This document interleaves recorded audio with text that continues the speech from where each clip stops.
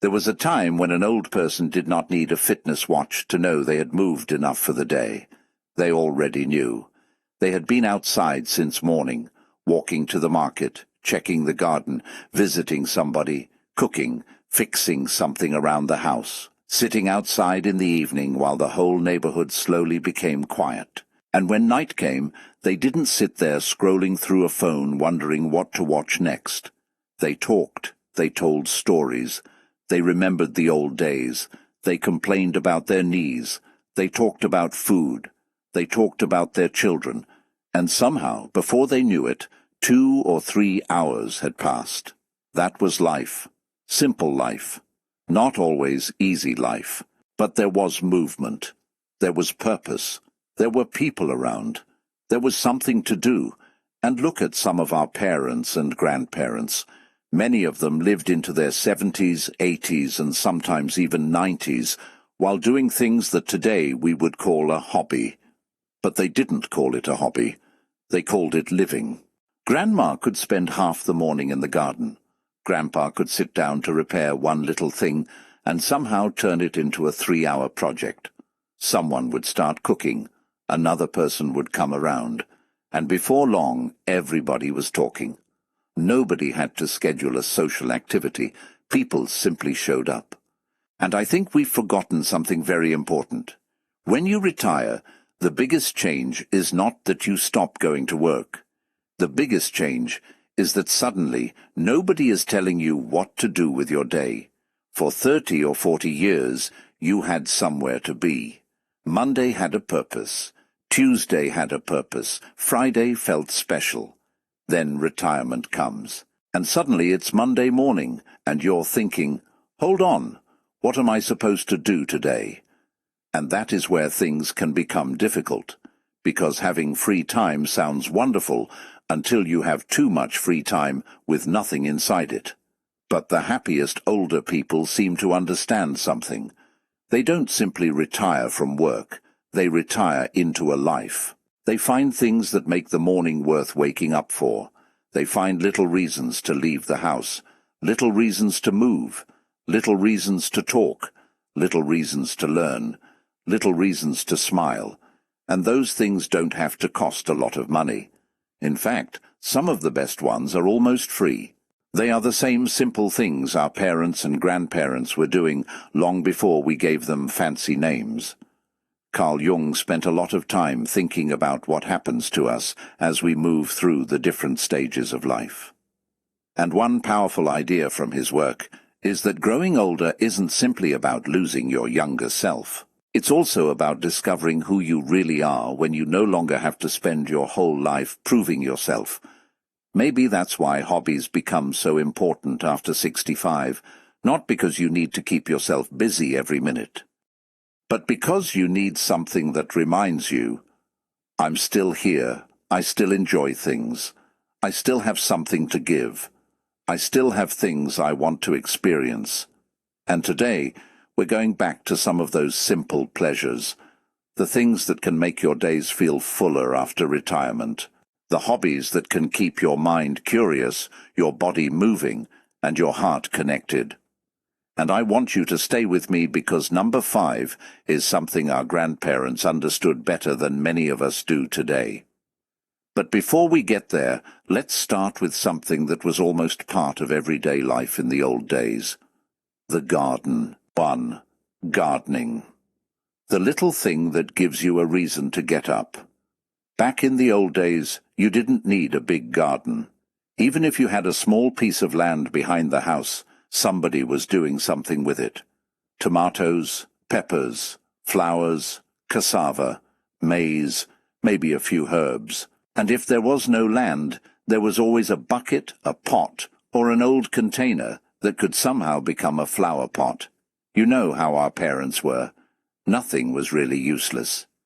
That old bucket sitting in the corner? Don't throw it away. We can use it. And somehow they always found a use for it. Gardening gave people something to care for. You wake up, step outside, look at your plants and think, this one needs water. Then you spend 20 minutes outside. Maybe you pull a few weeds. Maybe you move a pot. Maybe you just stand there looking at everything, and before you know it, your morning has started. That's what makes gardening so special after retirement. It gives the day a little purpose. You are not just passing time, you are taking care of something. And there is something beautiful about watching something grow because you gave it attention. You don't have to become a professional gardener. Start with one plant, one flower, one tomato, something small, and if it dies, don't worry. Plant another one. Life has already taught you that things don't always work the first time. You already know how to begin again. 2. Walking. The old-school way of clearing your head. Now let's talk about something our parents did without making a big announcement about it. Walking. Nobody said, "I'm going for my daily wellness walk." They simply said, "I'm going to the shop," and off they went, or, "Let me go and see your aunt." And there they went. Walking was just part of life. Today we can spend half the day sitting in one place. We can order food without standing up. We can call someone without walking across the room. We can watch television for hours without moving. And then at night we wonder why our body feels like it has been parked somewhere. Walking gives you a reason to move, but it also gives your mind some space. You see people, you see trees, you see houses changing, you notice the little things, and sometimes you meet someone you haven't seen for a while. Then comes that conversation. "Ah, where have you been?" And there goes your 20-minute walk. Now it's 1 hour. That's life. You don't need to walk like you're being chased. Take your time. Walk around your compound. Walk to the corner. Walk around the neighborhood. Sit down when you need to. The goal isn't to win a race. The goal is to stay connected with your body and your surroundings. And if you can walk with someone you enjoy talking to, even better.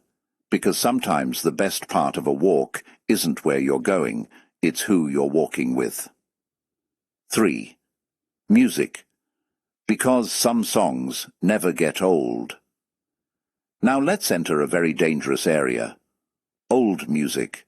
Because once somebody starts playing the music from your younger days, you may suddenly forget that you're 72. You hear that first few seconds and you're like, "Oh, I remember this one." And suddenly you know every word. Funny how that works. You may forget where you put your glasses 5 minutes ago, but play a song from 40 years ago. Everything comes back. You remember the place. You remember the clothes. You remember the people. You remember how young you felt. That's why music is more than entertainment. It carries memories. Our parents had their songs. Our grandparents had theirs. They didn't need expensive entertainment. Sometimes there was a radio playing in the corner while somebody cooked. Someone would start singing. Someone else would join.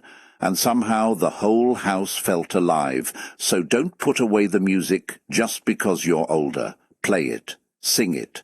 Dance if your body allows it. And if your dancing isn't what it used to be, that's okay. Nobody is giving you marks. You are not auditioning. You're enjoying your life. And here's a question for you. What song takes you straight back to your younger days? Tell me in the comments, and don't just write the song. Tell me what memory comes with it. I want to see those stories. Because sometimes one person's old song can bring back a memory another person completely forgot. 4. Learning something new. Don't let your age become an excuse. There is one sentence I don't like hearing. I'm too old for that. Too old for what? Learning? Trying? Being curious? No. You've spent enough years being responsible. Now you can learn something simply because you want to. Maybe you want to learn how to cook something you've never cooked before. Maybe you want to learn photography. Maybe you want to paint. Maybe you want to use your phone better. Maybe you want to learn a new language. Maybe you want to play chess. Maybe you've always wanted to learn an instrument. Start. And please don't worry about being bad at it. That's one beautiful thing about getting older. You don't have to impress anybody. When you're young, everybody wants to be good immediately. When you're older, you can say, "I'm just trying this," and that's enough. Imagine being 75 and learning something you've never done before. That's not embarrassing, that's beautiful, because you're telling yourself, "I still have curiosity," and curiosity keeps life interesting. You don't need to learn something difficult. Learn something that makes you excited, something that gives you a little reason to say, "Tomorrow I'm going to try that again." That's enough. 5. People, the hobby our grandparents never needed to name. And now we come to number 5. This one doesn't need equipment. It doesn't need money. It doesn't need an instruction manual. People. Being around people you care about. This may be one of the most important things you can have after retirement, because work gives you people automatically. You see co-workers, you talk to people, you have meetings, you have someone asking you for something, you have somewhere to go. Then retirement happens, and suddenly, silence. At first, the silence feels wonderful. You sleep late. You enjoy the freedom. Nobody is calling you, nobody is rushing you, but after some time, too much silence can become heavy. Your children may be busy. Your grandchildren have school. Your old co-workers are living their own lives, and you can suddenly realize, "I haven't had a proper conversation with anybody all week." That's why connection matters. Call somebody, visit somebody, join a group, volunteer, play cards, go fishing, attend community activities, sit outside, talk to your neighbor, invite someone for tea. You don't need a huge social life. You just need some real connection. Our grandparents understood this naturally. People gathered, somebody brought food, somebody brought a story. Somebody complained about something. Somebody repeated a story everyone had already heard 3 times. And nobody cared. They were together. That mattered. Today, you can have hundreds of people online and still feel alone. You can have messages coming into your phone all day and still feel like nobody really knows you. That's why one genuine conversation can mean so much. Someone asking, "How are you?" and actually waiting for the answer. That's different, and maybe this is what we forgot. Look at the old generation. They didn't have everything we have today, but they knew how to use simple things. A garden could fill the morning. A walk could become an adventure. A radio could bring music into the house. A hobby could become a skill. A neighbor could become family. Life wasn't perfect. They had problems. They had hard days. They lost people. They worried about money. They worked very hard. But many understood something that we sometimes forget. You don't need a complicated life to have a meaningful life. And perhaps that's the message for anyone entering retirement.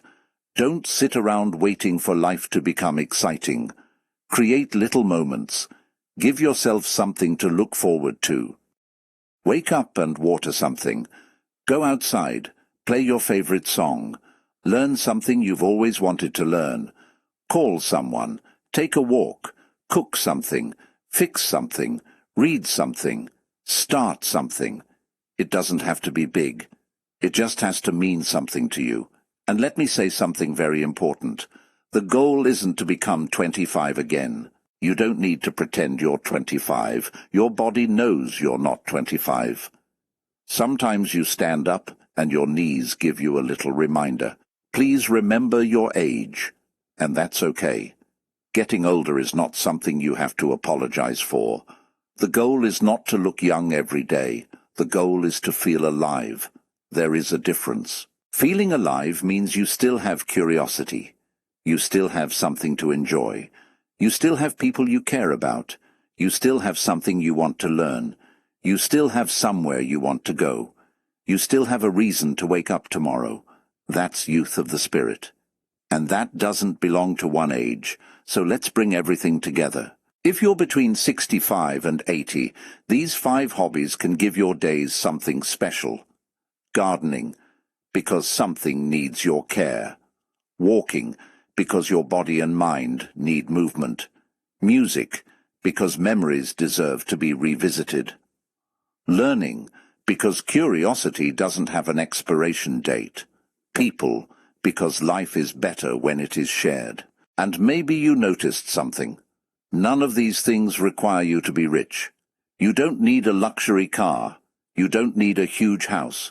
You don't need expensive vacations every month. Some of the happiest moments can happen in your own backyard.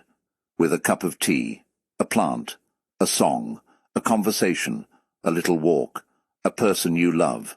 That's not a small life. That's life. Maybe our parents and grandparents were onto something. They didn't always have the technology. They didn't have everything delivered to their door. They didn't have a screen telling them what to watch every 5 minutes. They had simple things, and they used those simple things to build full lives. So if retirement has ever made you feel like your best days are behind you, I want you to change that thought. Your working years are behind you. That's true, but that doesn't mean your best days are behind you. Maybe your best days look different now. Maybe your best day is sitting outside in the morning with your coffee. Maybe it's growing your first tomato. Maybe it's finally learning that song you've loved for 50 years. Maybe it's taking your grandchild for a walk. Maybe it's calling someone you haven't spoken to in months.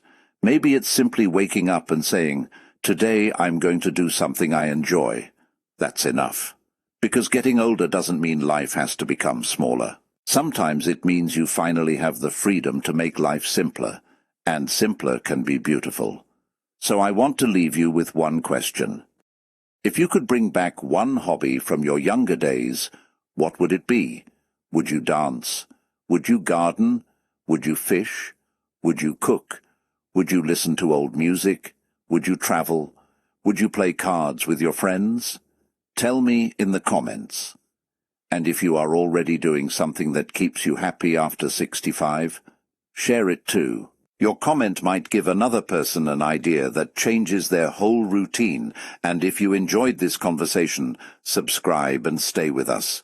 We're building a place where we can talk about getting older without making it sound like life is over, because it isn't. You have lived many chapters already, and if you're still here watching this, there are more chapters to write. So tomorrow morning, don't just ask yourself, "What am I going to do today?" Ask yourself, "What can I enjoy today?" That little question can change a whole day, and sometimes a whole life.